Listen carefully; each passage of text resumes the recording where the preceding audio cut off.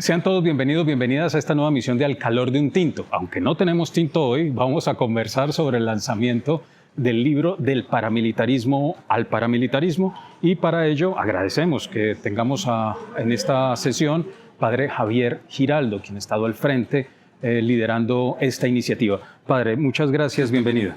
Gracias, sí, con mucho gusto.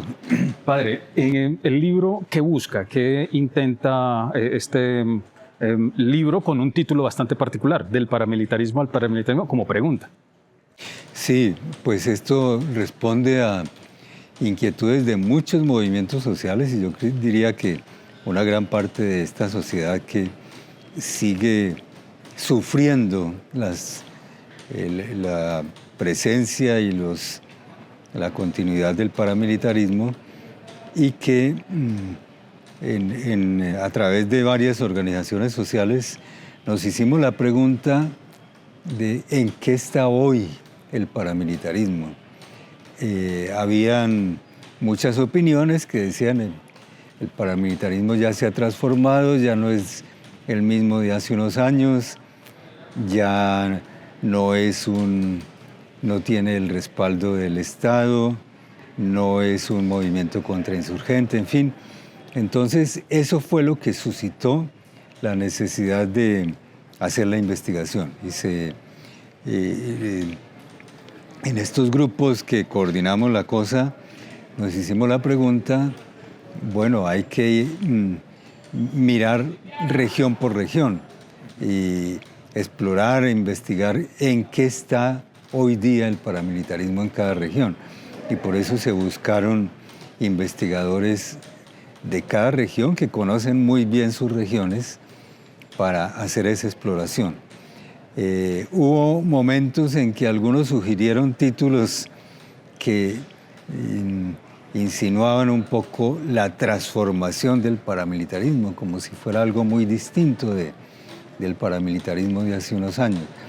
Hubo discusiones sobre eso, pero cuando se fueron recibiendo los primeros borradores y se hicieron las primeras discusiones con los investigadores de cada región, yo creo que fue muy clara la conclusión en que hay una continuidad del paramilitarismo como de lo que era en sus comienzos, y hay una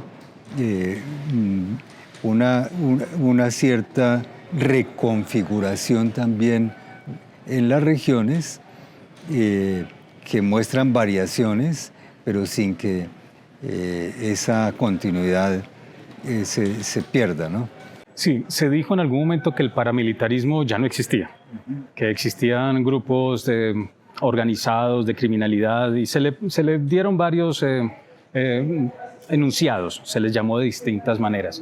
¿A qué se debe entonces ese nuevo enunciado, esos enunciados? ¿Es eliminar el problema, invisibilizarlo? ¿Cuál sería la No, el gobierno hace muchos años, yo diría casi décadas, que está tratando de convencer a la sociedad de que eso ya no existe, de que eso, incluso mencionan la desmovilización o la falsa desmovilización del paramilitarismo en el 2005, 2006, y diciendo el mismo presidente Uribe y los gobiernos posteriores han dicho eso ya se acabó. Y a mí me tocó en las conversaciones de La Habana escuchar esa tesis permanente del gobierno, en que dice eso ya no existe, eso se acabó hace varios años, ¿no?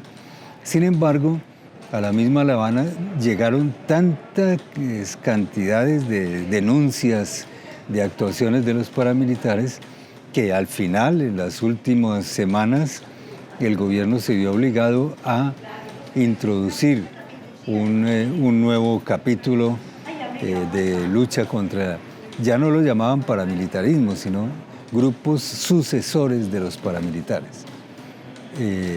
Y hicieron una propuesta de 20 estrategias de lucha contra el paramilitarismo que realmente eran cosas ya ensayadas desde hacía mucho tiempo y que no dieron ningún resultado, ¿no? Y esas estrategias tampoco se cumplieron después del acuerdo de paz, ¿no? De hecho, en el acuerdo quedó un punto de la creación de una mesa de seguimiento para el desmonte del paramilitarismo y eso también está en suspenso. Padre, ¿qué podemos decir frente a es la continuidad del paramilitarismo, pero cuáles hoy podrían ser esas lógicas que se incrustan en los territorios? ¿Y qué hay detrás? Porque siempre hablamos del armado, pero no del que está detrás de la armada.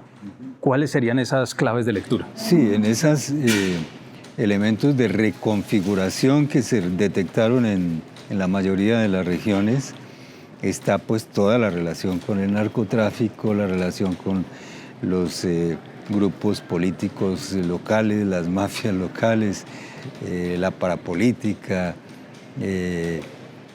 el apoyo a esa nueva sociedad que ha ido creando el narcotráfico, esa nueva economía, en fin, que precisamente él encuentra permanentemente obstáculos en los líderes y lideresas sociales, en los movimientos sociales y demás, y por eso los exterminan, ¿no?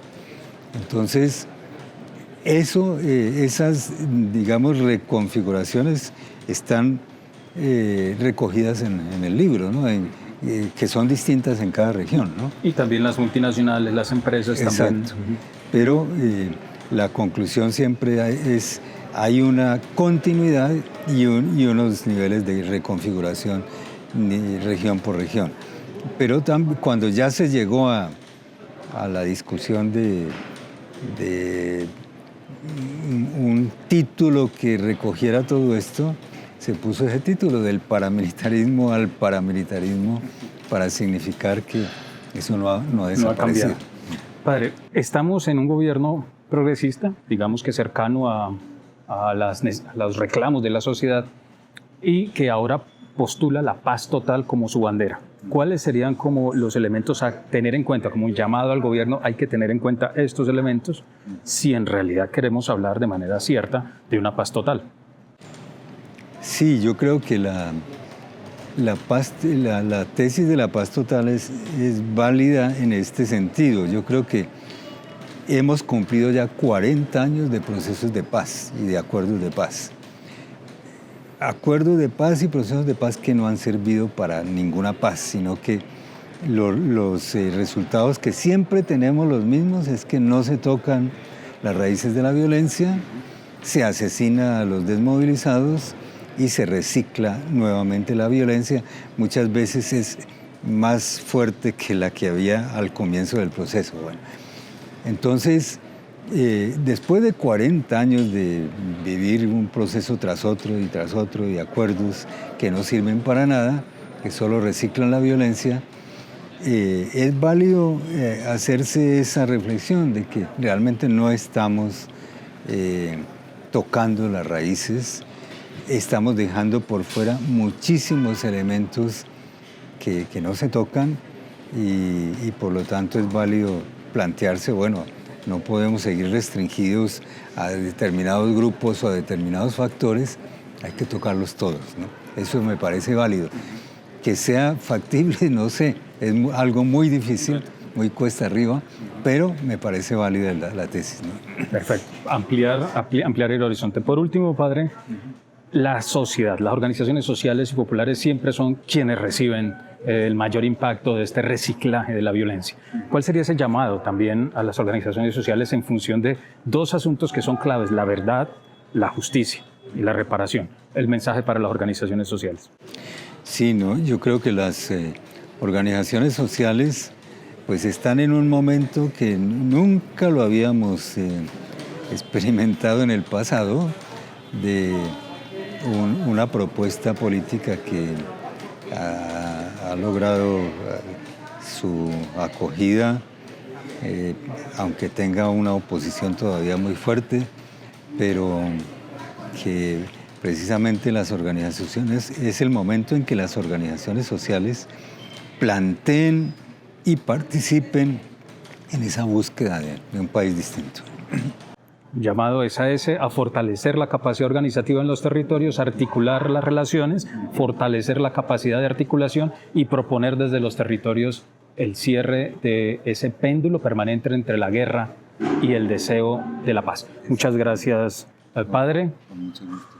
Y nos estaremos encontrando en una próxima emisión de Al calor de un tinto y tal vez con tinto.